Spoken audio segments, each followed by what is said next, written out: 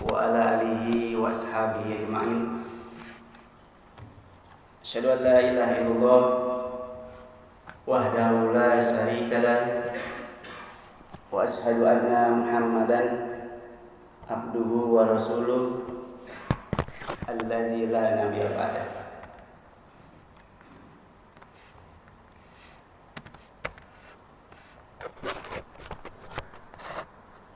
Pertama-tama mari kita mengucapkan puji dan syukur kepada Allah Subhanahu wa taala yang mana pada subuh kali ini kita berhadir di Masjid Aqwa dalam rangka melaksanakan kewajiban ibadah mahdoh berupa sholat subuh berjamaah. Dan tak lupa juga salawat serta salam kita sampaikan kepada Nabi Muhammad Rasulullah Sallallahu Alaihi Wasallam yang beliau adalah suri tauladan dan contoh bagi kita.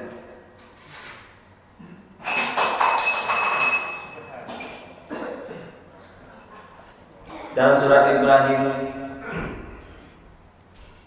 ayat 7, A'udzubillahi minasyaitonirrajim. Bismillahirrahmanirrahim. Wa iz ta'azzana rabbukum la in syakartum la azidannakum wa la in kafartum inna adzabi lasyadid. Di dalam surat Ibrahim ini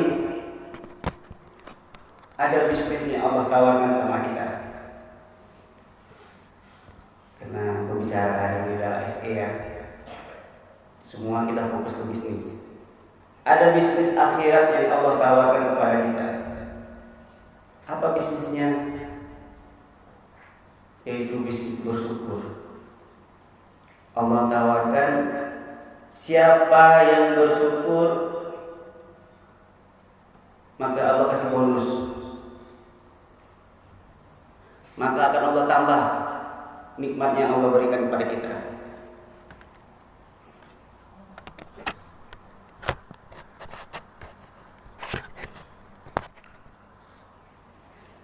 Jemaah subuh yang dirahmati Allah. Kalau kita kembali ke sejarah Rasulullah Sallallahu Alaihi Wasallam, beliau itu adalah entrepreneur atau kita bilang pengusaha.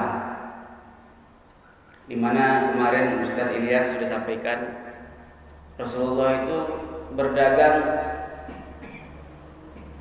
menjelaskan mana yang baik, mana yang tidak baik. Barang dibawa dari Yasrib, dari Mekah ke Yasrib itu pakai biaya, dan pembeli pun ditawarkan ini mau dihargai berapa itu terserah pembeli. Makanya Rasulullah dapat gelarnya Al-Amin, saking jujurnya. Kalau kita seperti kata Ustaz Iyas kemarin, kalau jualan itu mau ditawar matanya besar, itu mau ditawar. Kalau kita datang belanja, cuek aja. Tapi kita lihat contohnya perusahaan kapitalis, kita tidak boleh sebut perusahaannya, inisialnya aja ya, depannya Alfa, belakangnya Maret, Alfa Midi. Indo, belakangnya Maret, Indomaret. Itu mereka pada saat kita datang, selamat siang Pak, selamat siang Bu. Kita terasa nyaman belanja sama mereka. Tapi kalau belanja sama kita sendiri, kadang kita datang pun dia nggak ada. Mau belanja dia tidak ada. Mau ditanya harga pun sebentar tanya dulu sama ibu. Jadi kurang kenyamanan di dalam berbisnis sama kita sendiri pribumi. Bapak Ibu jemaah yang dirahmati Allah, ini mungkin dah setahun saya nggak ceramah di depan ini. Ini jadi agak gugup sedikit ya Pak ya. Kemarin itu sempat Bukhari WA saya kan, mana Bukhari? Ada tang ya? Bukhari WA saya, Bang, gelar apa ngapa?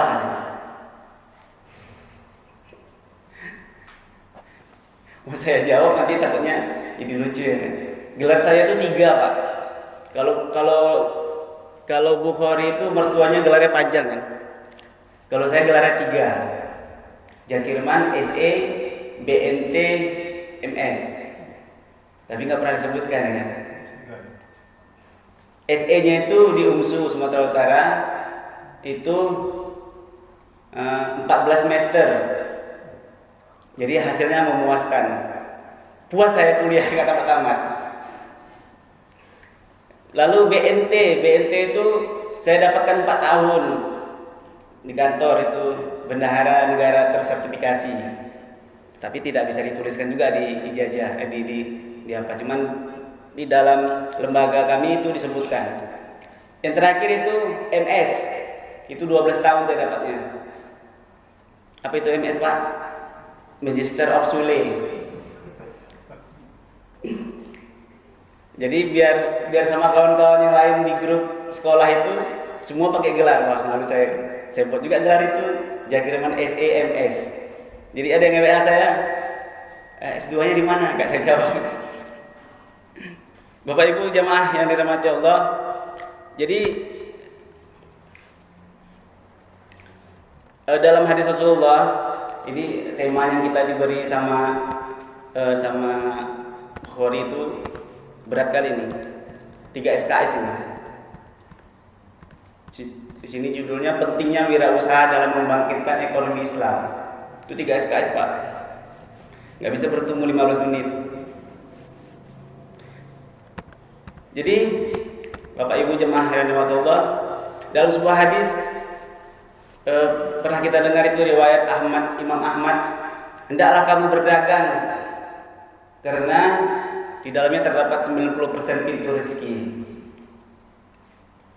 Dari Mu'az bin Jabal, Rasulullah berkata, sesungguhnya sebaik-baik usaha adalah usaha perdagangan. Jadi kan ada ini saya bawa pulpen ini. Bisa nggak Bapak Ibu menjualkan ini kepada saya? Ada boleh? 1 orang atau 2 orang. Bisa nggak pulpen ini jualkan ke saya?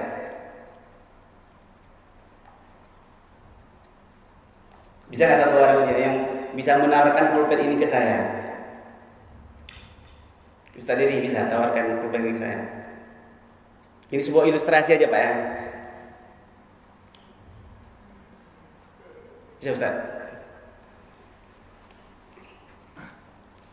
Pak, ini ada pulpen bagus Pak, produk terbaru dari perusahaan kita. Ya. Harganya murah dan kualitasnya bagus. Oke. Terima kasih. Jadi Ustaz Dedi tawarkan ini ada pulpen bagus, murah, kualitas terbaik. Bapak apa? Ustaz? Satu orang lagi contohnya. Nah, Ustaz Tamrin ahli ini. Jadi ilustrasinya begini. Ada dosen menawarkan, coba jualkan pulpen ini ke saya, seperti Ustaz tadi bilang kan. Ini bagus, berkualitas dan murah. Baik, ada yang bilang juga ini pulpen bisa untuk menulis sejarah dan indah. Ada yang mengatakan ini pulpen canggih, tidak akan macet. Semua itu benar. Apapun orang menawarkan pulpen itu benar. Tetapi untuk supaya tepat, ilustrasi dosen tadi, pada saat satu orang mahasiswa datang, jawabannya, coba kamu tawarkan. Pulpen ini diambil mahasiswa tadi. Setelah diambilnya, dibilang mahasiswa tadi kepada dosennya, coba Pak dosen tanda tangan. Ya, gimana mau saya tanda tangan? Nggak ada pulpennya. Nah, ini pulpennya Pak. Paham Pak? Sampai sini paham Pak ya? Atau kita ulang lagi ya. kita ulang lagi. Mahasiswa itu ditanyakan bagaimana cara menjual pulpen ini. Jadi mahasiswa itu satu orang datang mengambil pulpen ini, setelah mengambil dia bilang kepada dosennya, coba Pak, Bapak tanda tangan. Ya gimana cara tanda tangan? Pulpen sama kamu. Ya inilah Pak, saya jual sama Bapak. Mau nggak mau Bapak, si dosen ini kan harus beli. Sampai sini paham Pak ya? Jadi bisnis itu adalah suatu yang wajib orang punya. Wajib orang saat itu memilikinya. Wajib orang saat itu membeli. Itulah bisnis. Jadi kalau bisnis kita yang tidak dibutuhkan orang saat itu, ya itu nggak bisnis namanya. Hari ini apa orang perlu? Hari ini hari ini masyarakat perlu apa? Sembako. Ya kita sediakan sembako. Karena itu perlu. Bapak Ibu jemaah yang dirahmati Allah, itu ilustrasi dari sebuah bisnis. Jadi dari tema yang diberikan, pentingnya wirausaha untuk kebangkitan umat, kita kembali ke definisi wirausaha Bapak Ibu. Apa itu wirausaha? Wirausaha itu dua kata dari wira dan usaha. Wira itu bahasa Sanskerta yang artinya adalah pejuang, pahlawan berbudi luhur, dan manusia unggul berwatak gagah dan berani. Itu wira. Sedangkan usaha itu merupakan perbuatan amalan yang berbuat sesuatu yang nilainya bekerja.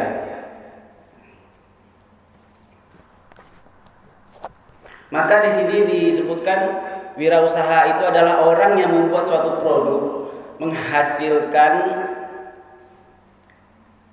orang yang membuat suatu produk, menentukan cara produksi, menyusun operasi untuk mengadakan produk baru hingga mengatur permodalan dan pemasarannya. Kalau dikutip dari Investopedia, wirausaha atau entrepreneur ini adalah individu yang bisa menciptakan bisnis baru, bersedia menanggung sebagian besar risiko, dan sebagai imbalannya bisa menikmati sebagian besar keuntungannya. Bapak Ibu jemaah yang dirahmati Allah, kembali ke kita lagi di dalam usaha dan bisnis. Ada dua dimensi penting di dalam berusaha dan berbisnis ini. Yang pertama yaitu dimensi vertikal. Di mana dimensi vertikal itu kita biasa sebut hablum minallah. Jadi berusaha itu semata-mata karena Allah. Dengan cara berusaha itu kita berusaha kita ibaratkan sebagai ibadah. Berusaha secara takwa, bertawakal dan berzikir serta mengingat Allah dan bersyukur atas usaha kita itu. Itu dimensi pertama. Dimensi vertikal, hablum minallah. Yang kedua, apa itu? Dimensi horizontal, hablum minannas. Seperti konsep Rasulullah, itu dia berdagang secara siddiq, amanah, tabrik, dan fatona. Jadi konsep horizontal ini berhubungan dengan karyawan, berhubungan dengan pelanggan, produk, bertransaksi secara syariah. Itu udah konsep tadi. Konsep berwirausaha secara horizontal yaitu secara vertikal yaitu hablum minallah, dan secara horizontal hablum minannas. Di dalam Al-Qur'an surah Al-Jumu'ah ayat 10 itu jelaskan fa iza qudiyatis sholata fantasiru fil ard wabtaghu min fadlillahi wazkurullaha katsiran la'allakum tuflihun. Artinya apabila telah ditunaikan sholat, bertebarlah di muka bumi dan carilah kelebihan atau fadilah dari Allah. Jadi kita itu memang setelah kita beribadah, kita disuruh bertebaran. Jadi sunatullah ini dalam berbisnis atau berusaha. Jemaah subuh yang dirahmati Allah, dalam sejarah kebangkitan ekonomi Islam ini dimulai dari awal abad ke-20, di mana sini tercatatkan di tahun 1970 itu pengembalian cara hidup umat Islam yang lebih Islami. Kalau di tahun 1970, jadi saat itu ada seminar-seminar yang disampaikan itu di dalam seminar internasional. Lalu kemunculan ilmu ekonomi Islam modern dan ditandai dengan kehadiran para pakar ekonomi Islam kontemporer seperti Manan, Najatullah Siddiq, Haidar Nafiq dan As-Sadar dan lain-lain lah. Ini topik pembicaraan mereka itu fokus kepada zakat, perpajakan, penghapusan riba dan kebijakan moneter serta sumber daya Islam, teori ekonomi Islam. Saat itu juga terbentuk yang namanya OKI, terselenggaranya organisasi konferensi Islam itu tahun 1969 di Maroko. Yang tujuan OKI itu sendiri di sini kita catatkan memajukan solidaritas Islam di antara negara-negara anggota, memperkuat kerjasama antara negara-negara anggota, mengupayakan seoptimal mungkin menghilangkan pemisahan rasial, diskriminasi serta menghilangkan kolonialisme dalam berbagai bentuk. Lalu mengatur usaha melindungi tempat-tempat suci, menyokong perjuangan rakyat Palestina dan membantu rakyat Palestina dalam memiliki hak-haknya untuk membebaskan rakyat Palestina, tanah Palestina. Membentuk suasana harmonis dan kerjasama antar negara. Bapak Ibu jemaah yang dirahmati Allah, dari judul pentingnya wirausaha untuk pentingnya wirausaha dalam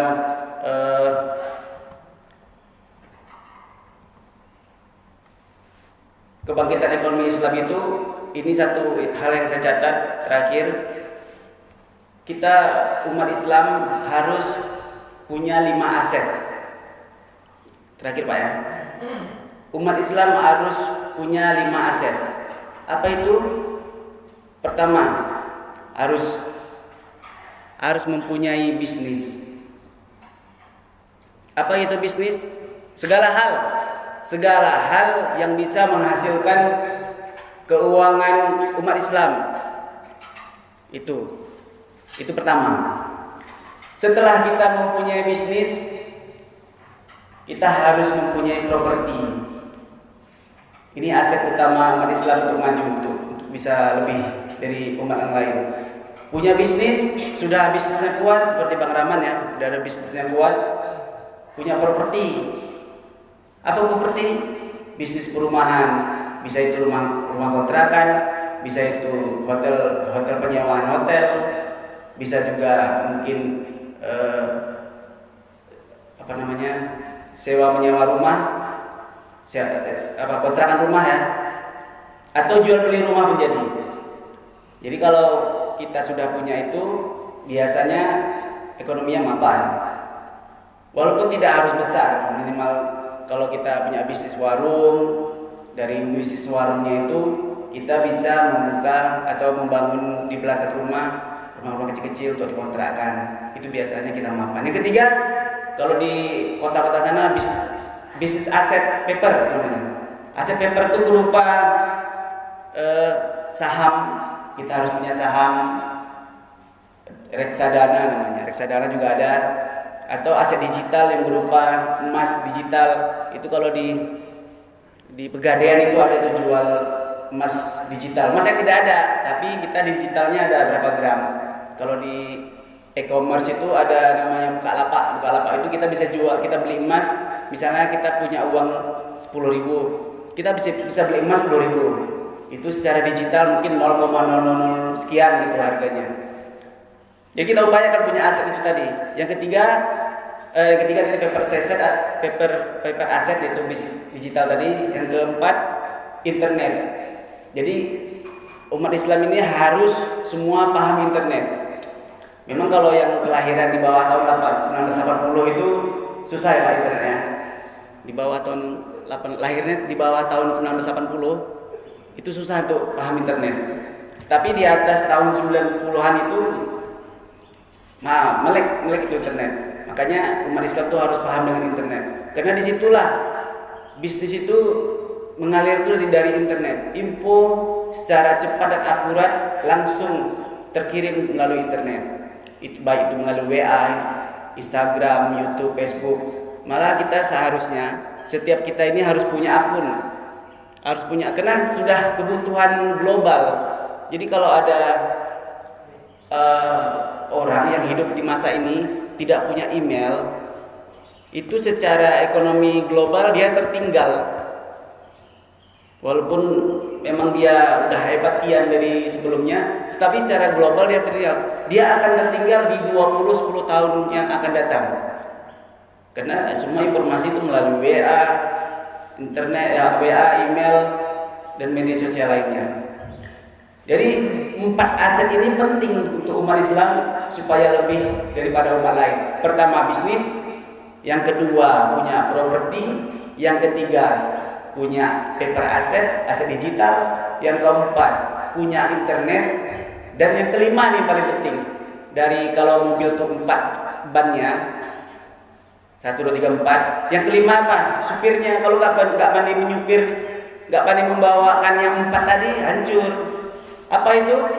Yaitu keahlian dan kecerdasan di dalam berbisnis. Mungkin itu saja ceramah saya subuh kali ini. Semoga bermanfaat. Apabila ada yang salah saya mohon maaf. Wabillahi taufiq wal hidayah. Assalamualaikum warahmatullahi wabarakatuh.